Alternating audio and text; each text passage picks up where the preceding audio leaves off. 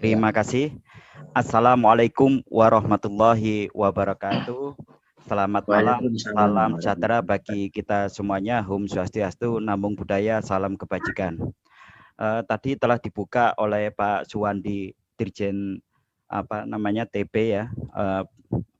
Kemarin sudah ketemu di Serang, terus kemudian tadi pagi kami juga mendapat undangan untuk terkait dengan porang ini, dan kami sudah wakilkan teman-teman yang ada di Madiun ya. Bu Indah Megawati, Direktur Pembiayaan. Di sini lengkap, ada Pak Rizal, ada Pak Dikir. Selamat malam Pak Dikir. Assalamualaikum Pak Dikir. Ya. Beliau adalah debitur kami yang ya luar biasa, menjadi inspirasi kami. Bahkan beberapa waktu lalu beliau sebagai role model kita ajak ke Jakarta. Ya, dari Madiun kita ajak ke Jakarta. Tujuannya bukan lain bukan tidak untuk mengenalkan porang kepada masyarakat seluruh Indonesia. Kondisinya seperti itu. Bapak Ibu semuanya, tadi sudah dibahas panjang lebar terkait dengan porang ya. Saya nanti ingin menyinggung sedikit tentang porang, karena bagaimanapun ketika kita bicara tentang pembiayaan komoditas, kita harus paham sedikit, meskipun kita nggak detail ya. Intinya kita harus tahu prospeknya seperti apa dan apa yang harus kita lakukan. Sebenarnya ketika bicara tentang porang, ini terkait bahwa kita diinisiasi oleh pemerintah. Tadi sudah dibahas singkat oleh Bu Indah Megawati. Pada Senin kemarin tanggal 26 Juli ada rapat terbatas di mana ada potensi pembiayaan di sektor pertanian yang tinggi, jangan sampai nanti diambil alih oleh fintech. Terus kemudian Kementerian BUMN Pak Erick Thohir meminta kepada kami untuk bisa menopang KUR dengan 8 klaster yang ada. Ada padi, ada jagung, ada jeruk, ada sawit, tebu, kopi, tanaman hias, dan porang di dalamnya. Ini yang kita ingin sampaikan. Bahkan Bapak Ibu semuanya sudah tahu ya, Pak Presiden Jokowi dengan bangganya menyatakan bahwa perlunya akselerasi dari hulu ke hilir terkait dengan pengembangan budidaya. Ada 2 sebenarnya. Ya, di sini sudah saya highlight, ada rumah sarang burung walet dan salah satunya adalah tanaman porang, Bapak Ibu semuanya. Kenapa harus tanaman porang? Kita tahu bahwa saat ini perekonomian terhempas oleh pandemi COVID-19. Tetapi kita tahu bahwa di tengah sektor semuanya terpuruk, terhempas, bankrupt, ya, ternyata sektor pertanian malah menunjukkan pertumbuhan. Ini yang perlu kita dukung bersama Bapak Ibu semuanya. Saya ingin sedikit membahas terkait dengan porang. Tadi sudah dibahas panjang lebar oleh para penyaji yang ada. Apa itu porang? Porang itu adalah tanaman penghasil umbi. Manfaatnya luar biasa. Sebagai bahan baku kosmetik tadi beberapa pengurus kosmetik wajahnya semakin mengkilap karena adanya olahan porang ya. Terus bisa dibuat sebagai lem, jelly ya. Bahan pangan rendah kalori dan dapat dengan mudah diolah menjadi bahan pangan untuk mencukupi kebutuhan sehari-hari. Ini yang menarik tadi yang saya highlight ini. Umbi porang ternyata mengandung glukomanan. Ini yang sebagai bahan mix untuk kosmetika, untuk kesehatan, sehingga banyak digunakan oleh negara-negara di luar negeri. Tetapi di Indonesia kurang berkembang dengan baik. Dan ini menjadi tantangan kita bersama. Tidak hanya di hulu, di hilirnya, di pabrikannya, di pengolahannya, ini wajib kita kembangkan. Karena kalau bicara tentang ekosistem yang baik, ekosistem apapun itu, hulu hilirnya harus kita pastikan berjalan secara optimal. Harus kita pastikan semuanya terkait. Karena kalau tidak terkait, nanti yang jadi permasalahan adalah para petani kita memproduksi budidaya porang cukup banyak, tetapi yang jadi permasalahan tidak ada yang mau beli, atau ketika mau beli harganya turun. Ini yang menjadi persoalan. Padahal pabrikan kita banyak yang ada di pasar-pasar luar negeri, antara lain Jepang, Cina, Vietnam, Australia. Dan ini menjadi PR kita bersama. Tidak hanya teman-teman Kopski ya, tidak hanya teman-teman Kementan, tapi semua pihak, termasuk kami di perbankan, mendorong ya agar pasar porang ini menjadi pabrikannya ada di dalam negeri, baik itu para UMKM, ini ada Kemenkop nanti bagaimana bisa melakukan pemberdayaan UMKM sehingga olahan porang itu bisa kita kuasai. Kondisinya seperti itu. Saya hanya ingin mengulas sedikit ya, bahwa ada persiapan lahan, ada penanaman, pemeliharaan pasca panen. Ini Bapak Ibu semuanya para praktisi dan tentunya paham ya. Saya ingin himbau bagi mereka yang mengikuti di webinar malam ini, bahwa ada tahapan-tahapan yang perlu dipelajari. Tidak serta-merta ketika hasil budidaya porang harganya mahal, ya. Terus kemudian teman-teman berbondong-bondong ikut melakukan proses tanam porang. Saya sering melihat Pak Zikir, dan kalau Pak Zikir bicara seperti itu, saya iyakan. Karena kondisinya Pak Zikir memang sudah senior, sudah ahli, dan dia benar-benar detail paham bagaimana menghasilkan kualitas porang yang bagus. Tetapi di tempat lain, ya, ada teman-teman petani porang yang tertarik dengan keberhasilan Pak Zikir, cepat kaya dengan menanam porang. Kemudian tanpa melihat, mempelajari detailnya, mereka berusaha untuk mengajukan kur ke kami. Ini yang menjadi persoalan, bahwa ketika kita menyetujui kur, sebenarnya perbankan itu melihat dari dua sisi. Dari sisi petani dan dari sisi perbankan. Masalahnya di mana? Masalahnya adalah jangan sampai ketika nanti kita biayai, mereka nggak sanggup untuk mengembalikannya. Ketika mereka nggak mampu mengembalikannya, berarti yang dirugikan sebenarnya dua pihak, tidak hanya perbankan uangnya hilang, enggak, tetapi juga dari sisi petani. Artinya akses petani nanti di kemudian hari, ketika berhubungan dengan semua lembaga perbankan, dia tidak akan bisa. Karena apa? Kualitas kreditnya menjadi buruk. Dan ketika ada proses pengajuan dari petani untuk budidaya porang ini, kita melakukan proses verifikasi tidak hanya dari pengajuan si petani itu sendiri. Kita lihat ekosistemnya. Tadi yang sudah saya bahas di depan dan teman-teman Pak Raja tadi sudah menyentil ya, bahwa jangan sampai ketika kita melakukan proses tanam, tapi kita nggak tahu ketika nanti panen, ini mau dijual kemana. Ya, tadi Pak Suwandi sempat sampaikan bahwa ada tumpukan porang yang ada di Saradan ya, kondisinya seperti itu di Caruban tadi. Lah ini yang jadi persoalan. Kalau misalnya ternyata di sebuah daerah memang layak dia melakukan proses tanam porang, tetapi pabriknya belum ada, ekosistemnya belum terbentuk, ketika dia panen mau dijual kemana? Artinya yang ingin kami sampaikan adalah ekosistem itu perlu. Kita melihat dalam sebuah approval kredit itu dari secara keseluruhan.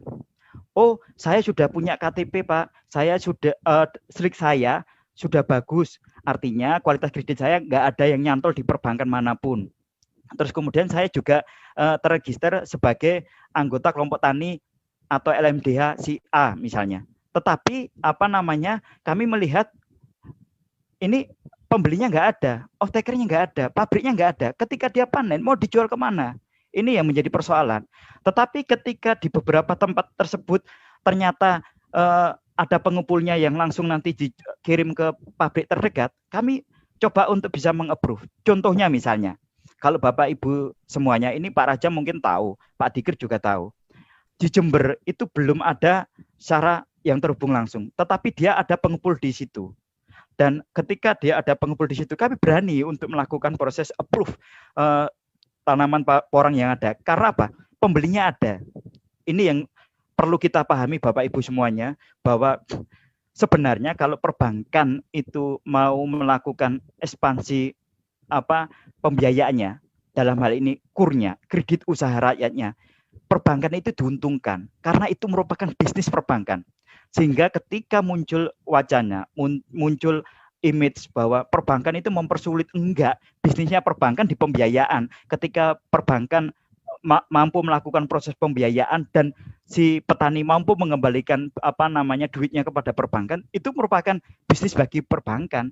Dan perbankan harusnya tidak menutup ruang itu, tetapi perbankan pengennya bahwa ada simbiosis mutualisme antara perbankan dan petani saling diuntungkan. Kondisinya seperti itu.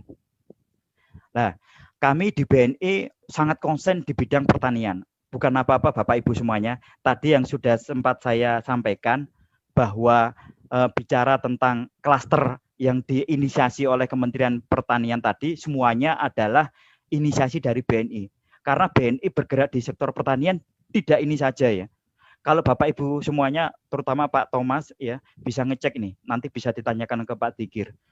Kami bukan membanggakan apa yang sudah kami lakukan. Cuma kami memang konsen di bidang pertanian ini, terutama di Porang. Kalau bicara Porang, perbankan pertama yang berani untuk bisa membiayai adalah BNI. Kondisi seperti itu. Kami memang banyak kelemahan, tetapi terus kita coba perbaiki. Tujuannya apa? Bahwa mekanisme atau ekosistem pertanian yang ada, terutama di Porang, ini coba kita berikan solusinya. Kami dari BNI selalu berkoordinasi dengan Pak Ugi, timnya Pak Ugi di di Dirjen TP. Kami selalu bicara dengan Pak Gatut bagaimana agar ekosistem Porang itu nanti hilirisasi Porang itu bisa kita create. Bagaimana caranya? Itu terus kita inisiasi. Karena persoalannya adalah di mana-mana pengen nanam porang, tapi pabriknya nggak ada. Kondisinya seperti itu. Kami juga pengen meng-create UMKM-nya kalau bisa pengolahannya seperti apa. Jangan sampai nanti langsung dioper ke pabrik. Bisa saja para UMKM yang ada, para pengrajin itu mengolah dari hasil porang itu sendiri, sehingga nilai gunanya lebih besar. Ya, di BNI punya klaster unggulan pertanian.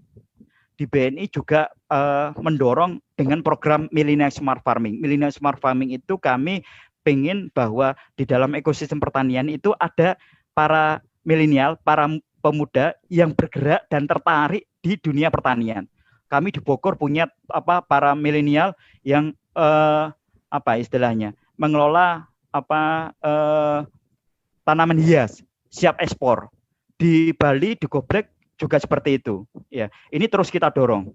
Dan perhutanan sosial inilah yang menjadi cikal bakal porang yang ada di Madiun dengan Pak Dikir yang ada. Terus kami juga mendorong melalui kewirausahaan pertanian yang ada di Garut.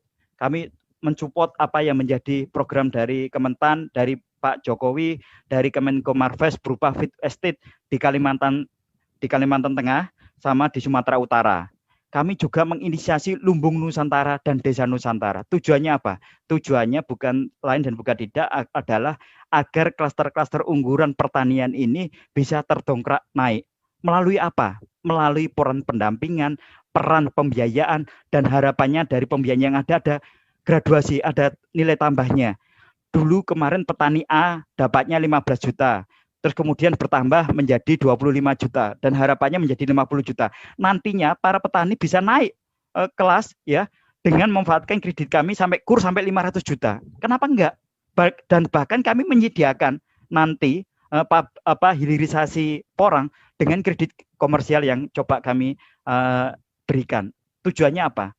Tujuannya adalah bagaimana para petani tersebut ya dari mereka yang nggak bisa apa-apa mungkin bisa kita berikan dengan CSR ya. Terus kemudian ketika dia berkembang lebih baik, terus kemudian skalanya menjadi lebih besar, kita berikan CSR, program kemitraan, KUR itu sendiri, dan ketika bertambah besar skalanya di atas 500 juta, kita berikan kredit komersial. Kita ingin melakukan proses pendampingan dari yang belum apa-apa menjadi apa-apa. Intinya seperti itu. Bicara tentang dukungan BNI pada sektor pertanian, telah kami inisiasi dari tahun 2018, Bapak. Jadi bicara tentang tadi klaster porang, ini tidak ujuk-ujuk kami bisa meng-create Pak Dikir dan teman-temannya. Tetapi itu ada proses. Bagaimana kami dengan Pak Dikir ini menentukan kok maksudnya Pak Dikir ini seperti ini, tapi maksudnya kita nggak seperti itu. Lah, ini proses-proses seperti itu yang telah kita lalui di tahun 2018 sampai tahun 2020. Kami punya program yang namanya Program Kewirausahaan Garut, Serap Gabah, Gerakan Menyongsong Musim Tanam Okmar. Terus kemudian kami mencoba melibatkan teknologi dengan Gerakan Menyongsong Pertanian 4.0. dan sekarang kami mulai menginisiasi Millennial Smart Farming. Millennial Smart Farming ini telah kami lakukan di 3 tempat, yang pertama di Bandung, terus Klaten, ya, terus yang terakhir kemarin di Goblek, terus kemudian ada PPKM darurat, sehingga kami hentikan dulu, dan nanti harapannya bisa kita lanjutkan di Malang. Tadi yang saya sampaikan bahwa kita punya klaster, ya, klaster padi, klaster jagung, klaster sawit, klaster tebu, ya, klaster porang, klaster kopi, klaster tanaman hias, dan klaster jeruk. Semua klaster yang diinisiasi oleh Kementerian BUMN, ada klaster-klaster unggulan dari BNI, Bapak Ibu semuanya. Kami akan support, terutama terkait dengan klaster porang yang ada. Terus kemudian bagaimana BNI mengoptimalkan di sektor pertanian? Kami punya pemberdayaan petani. Yang pertama membentuk ekosistem bisnis yang melibatkan stakeholder terkait. Ya, kami terus berupaya mempercepat penyaluran KUR dengan prospek bisnis yang lebih baik, yang terfokus. Ya, mungkin hulunya kita biayai, hilirnya juga sekarang mulai kita lirik untuk bisa kita biayai dengan berbagai permasalahan yang ada. Kita perlu melakukan proses pendampingan porang, ya, dengan berbasis komoditas, karena kita nggak bisa membiayai satu-satu. Harapannya per klaster jumlahnya dalam sebuah komoditas bisa 100 orang, 200 orang langsung kita biayai, karena kalau satu-satu nanti tenaganya yang agak kesulitan. Terus kemudian harapannya kita bisa buka pasar, terutama pasar ekspor, karena BNI mempunyai cabang di luar negeri, 6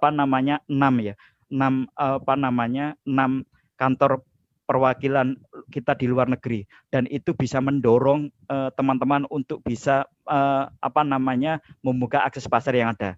Terutama tadi salah satu komoditas porang ini diminati oleh Jepang, ya. Jepang kami punya Tokyo, ya.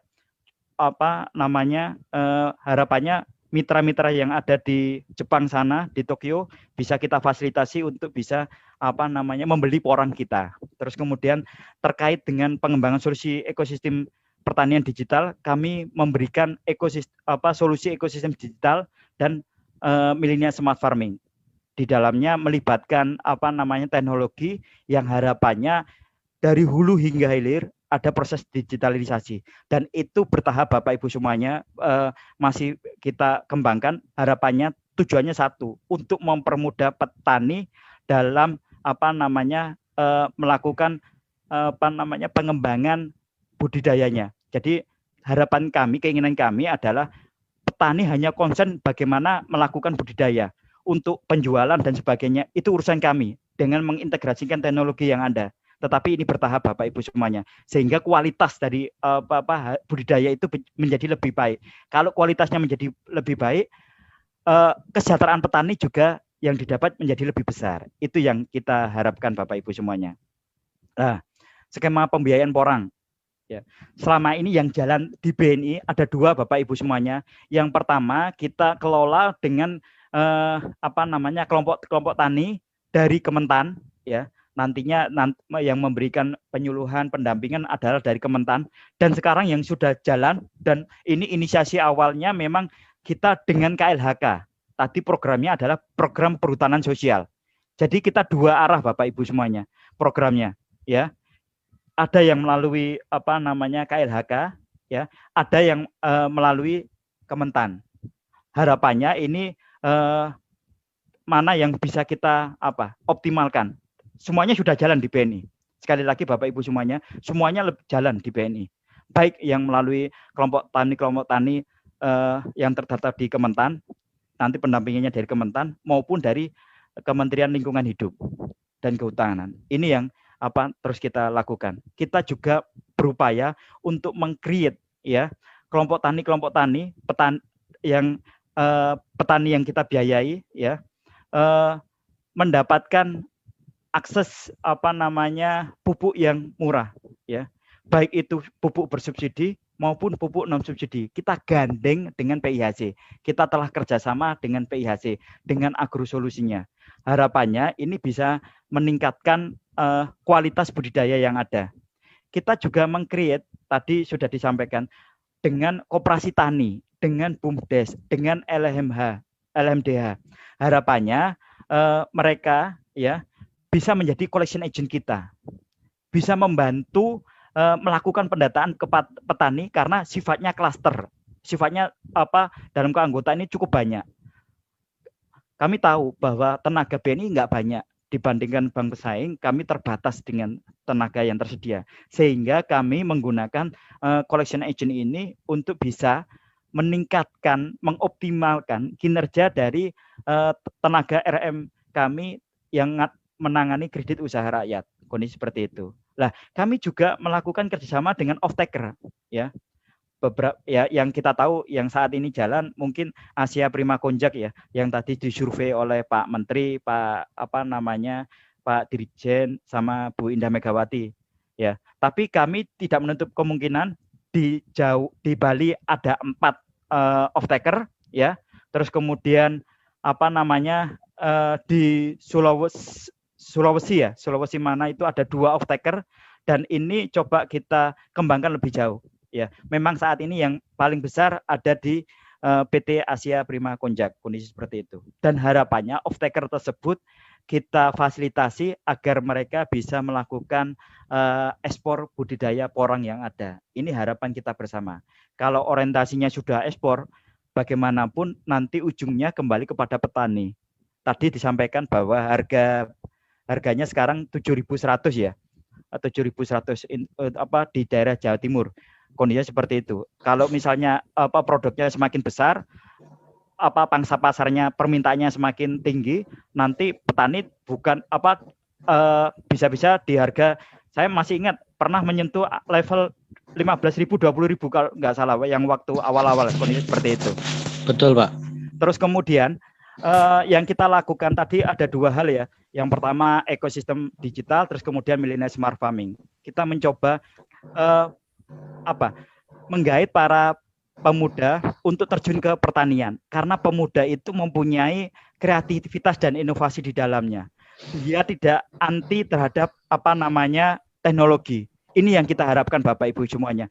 Sehingga nanti entitas pertanian, terutama entitas pertanian porang, ini menjadi istilahnya termotivasi, terinspirasi, sehingga pertanian kita menjadi lebih baik. Terus kemudian kita juga memberikan solusi ekosistem digital pertanian. Kita tahu Pak, apa yang menjadi fungsi dan kegiatan kita. Fungsi dan kegiatan kita terkait hanya pembiayaan, tetapi kita mencoba bersinergi dengan pihak-pihak terkait di bidang pertanian untuk bisa meng-create solusi ekosistem digital pertanian. Karena ini perlu Pak. Tidak bisa kita pungkiri bahwa ini nanti harapannya bisa membantu petani dalam proses budidaya, dalam proses hulu hingga hilirnya. Kondisi seperti ini. Dan ini kita inisiasi terus, kita bergandeng tangan dengan PT MSMB, dengan Agritekom, dengan PIHC ya, yang dibantu oleh teman-teman Kementan, Kemenko bidang perekonomian dan sebagainya. Harapannya ekosistem solusi digital ini bisa terwujud dengan baik. Nah, ini yang ingin saya sampaikan. Tadi Pak Thomas Raja Santosa selalu mewanti-wanti kepada peserta. Apa sih syarat dan jenis KUR ya? Saya ingin klarifikasi tadi yang disampaikan oleh Bu Indah Megawati. Kalau KUR mikro itu sampai 50 juta. Tetapi memang benar tadi yang disampaikan. Kalau sampai 100 juta itu tanpa jaminan, ya. Sekali lagi saya ulangi bahwa KUR mikro itu sampai 50 juta. Jadi identitas kami bahwa KUR mikro di aturan Permenko sekarang masih mengisyaratkan sampai 50 juta. Itu yang disebut dengan KUR mikro. Nah, KUR super mikro sama KUR mikro ini bukan tidak ada jaminan, Pak. Sekali lagi saya sampaikan di forum yang luar biasa ini bahwa mereka ada jaminannya. Loh, kok bisa Pak Chandra? Katanya tadi nggak ada jaminan. Ada. Jaminannya adalah usaha dari pelaku itu sendiri. Misalnya, dia seorang petani. Jaminannya apa? Usahanya apa? Pertanian kan? Itu yang menjadi jaminan kami. Kalau jaminan lainnya secara material itu nggak ada.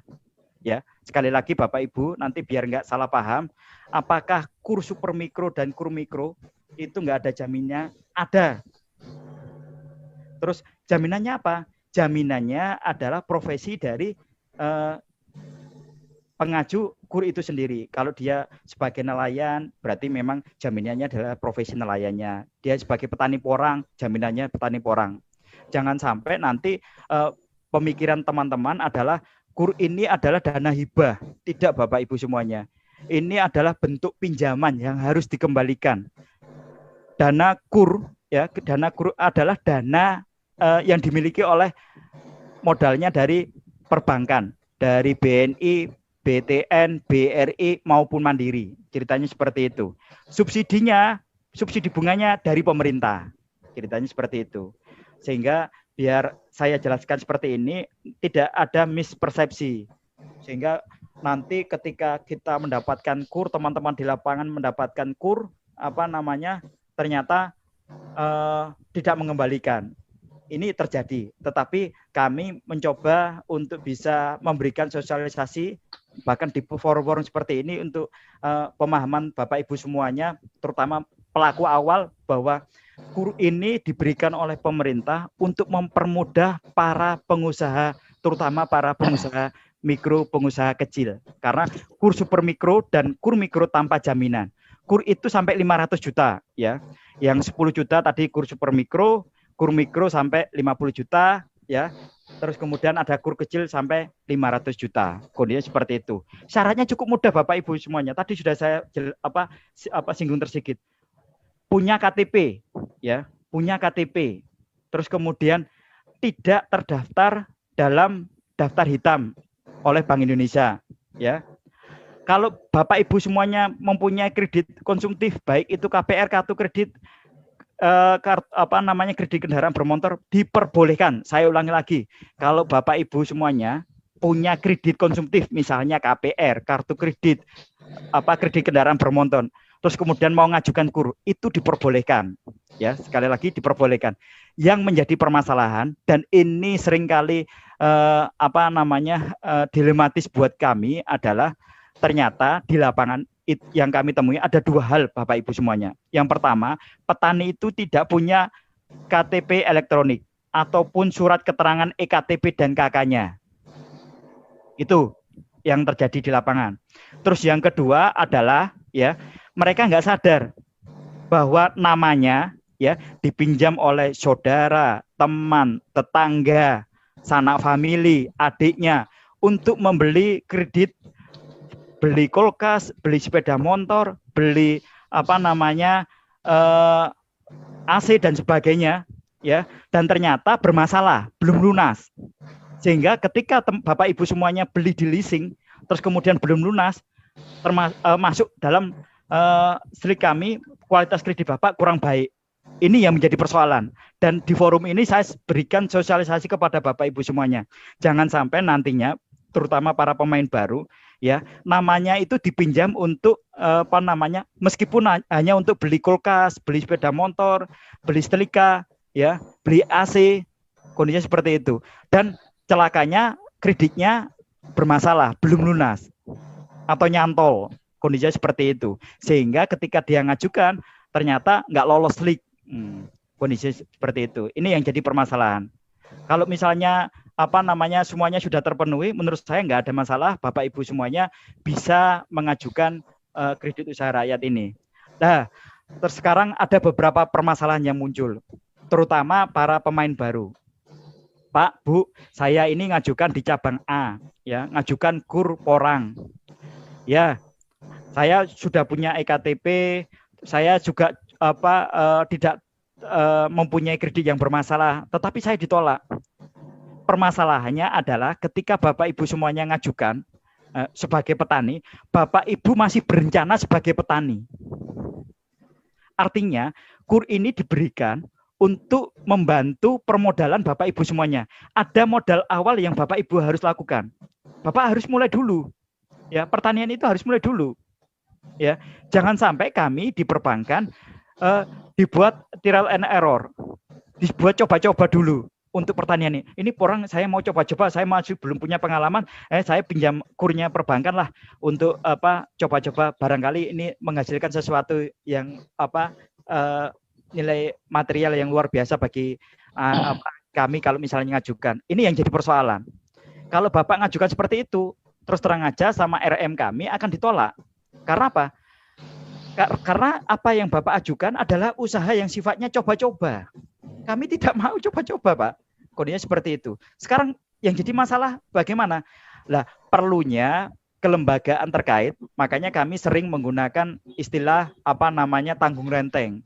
Ada kelompok-kelompok tani yang membantu para petani mula, petani awal yang baru mencoba. Kondisi seperti itu. Setelah mereka menunjukkan ada proses pengembangan yang lebih lanjut, baru nanti ngajukan ke KUR kepada kami. Nanti baru kita proses lebih lanjut. Ini yang menjadi persoalan di lapangan. Terus kemudian kami paham Pak tadi yang sudah disampaikan bahwa banyak sekali tantangan penyaluran porang yang ada. Bahwa penyediaan bibit atau benih menjadi hal yang krusial untuk mendapatkan hasil panen bernilai tinggi. Tidak serta-merta benih yang bagus ya bisa didapat oleh para petani pengorang. Tadi juga sudah saya singgung bahwa tidak semua pabrik pengolahan porang itu di setiap provinsi, di setiap daerah. Ini yang jadi persoalan. Ketika nanti teman-teman pemain baru mau nanam budidaya porang ya, terus terang aja akan kita tanyai ekosistemnya. Off-takernya sudah ada apa enggak? Nanti mau dijual kemana ketika porang ini sudah panen? Ini yang jadi persoalan. Dan kami sering diskusi memikirkan ini dengan Pak Gatut, Direktur di Dirjen TP, untuk bisa meng-create pabrik pengolahan porang sebanyak mungkin dengan pembiayaan kami. Ya. Tadi sudah disampaikan oleh Pak Suwandi bahwa nanti yang saya ingin bicarakan tidak hanya di hulunya, di hilirnya juga kami pikirkan Bapak Ibu semuanya. Karena apa? Perlunya simbiosis mutualisme dengan meng-create ekosistem porang yang lebih baik dan tertata. Kondisi seperti itu. Terus kemudian budidaya porang ini banyak dilakukan oleh petani di sekitar kawasan hutan dengan memanfaatkan lahan hutan mirip berhutani. Terkadang ada permasalahan dengan berhutani yang notabene kami tidak serta-merta bahwa dia prospek atau enggak, tetapi kita juga pengen di kawasan tersebut tidak berkonflik sehingga nantinya ketika panen tidak ada penguasaan dari pihak lain. Kondisinya seperti itu. Dan itu ada Pak, dan itu ada di beberapa tempat. Saya nggak perlu sebut ngomong, sehingga ini menjadi persoalan. Terus kemudian kesediaan pupuk. Makanya tadi kami mencoba solusinya adalah menggandeng dari sistem agrosolution dari PIHC, Pupuk Indonesia Holding Company, yang menyediakan pupuk bersubsidi maupun pupuk non subsidi. Tujuannya apa? Tujuannya agar para petani itu bisa merasakan pupuk bersubsidi sehingga bisa meningkatkan budidaya yang ada. Nah, ini yang menjadi penutup bagi saya. Yang ingin saya sampaikan bahwa tadi sudah kita bahas bagaimana ekosistem porang ini bisa terbentuk dengan baik dari hulu hingga hilirnya bisa terkirit, sehingga kami dari pihak perbankan tidak ragu-ragu memberikan pembiayaan porang ini, budidaya porang ini. Ya, yang kami lakukan apa? Yang pertama, bagaimana kami mendorong pabrik pengolahan porang ini bisa menjadi lebih banyak. Ya, kami juga mendorong para UMKM untuk istilahnya pengolahan. Tidak hanya mekanisme itu ke pabrik, bisa saja di UMKM-nya. Di sini ada Kemenkop ya, harusnya bisa mendorong untuk scale up dari kalian UMKM dalam melakukan pengolahan porang itu sendiri. Tidak hanya memang itu diserahkan kepada pabrik. Kondisinya seperti itu. Adalah para petani, mereka petani-petani porang yang sukses. Dengan bertani porang akan menjadi kaya, semuanya berbondong-bondong untuk menanam porang, melakukan budidaya porang. Jumlahnya banyak, supply-nya tinggi, ya, tetapi demand-nya rendah. Sehingga yang terjadi apa? Harganya juga turun rendah. Ini yang menjadi persoalan. Dan kami mencoba tadi memberikan solusi bagaimana kita bisa, yang pertama, menciptakan, meng-create para UMKM pengolahan porang secara mandiri, ya. Terus kemudian meng-create pabrik pengolahan merata di seluruh Indonesia. Ya, tidak perlu seluruh Indonesia lah. Minimal per provinsi atau minimal salah satu pulau ada 2-3 pabrik yang sudah ada. Ini yang menjadi tujuan kita. Terus kemudian penyaluran kur pembiayaan porang yang ada. Tadi yang sudah saya sampaikan, kami itu berpikiran bagaimana bisa melakukan pembiayaan win-win solution. Artinya perbankan senang, si petani porang juga senang. Ya, dengan pembiayaan yang kita berikan. Makanya kita selalu mempertanyakan, Bapak ya, kalau misalnya sudah panen mau dijual kemana? Ini yang selalu kita pertanyakan kepada petani. Kalau misalnya off-taker-nya sudah jelas, ini kemungkinan sudah lolos untuk bisa kita biayai. Itu saja yang bisa saya sampaikan, Pak Thomas Raja Santosa. Moga-moga bermanfaat. Nanti kalau ada pertanyaan kita sambil diskusi, karena bagaimanapun kalau di BNI tidak sekedar ini ya Bapak Ibu semuanya, tidak sekedar teori ya. Tapi kami sudah jalan di beberapa tempat. Memang yang paling besar adalah di wilayah Jawa Timur. Kami besar di Jember, di Madiun, di Tulungagung, di Kediri, ya, di Jombang, ya, di Bali kami besar Pak. Di Sulawesi kami besar, ceritanya seperti itu. Cuma ada beberapa persoalan yang ya tidak semuanya seperti Pak Zikir lah, intinya gitu. Kita coba untuk bisa menjadikan Pak Zikir yang lainnya di tempat yang lain. Kondisinya seperti itu. Terima kasih, yang lebihnya mohon maaf. Assalamualaikum warahmatullahi wabarakatuh.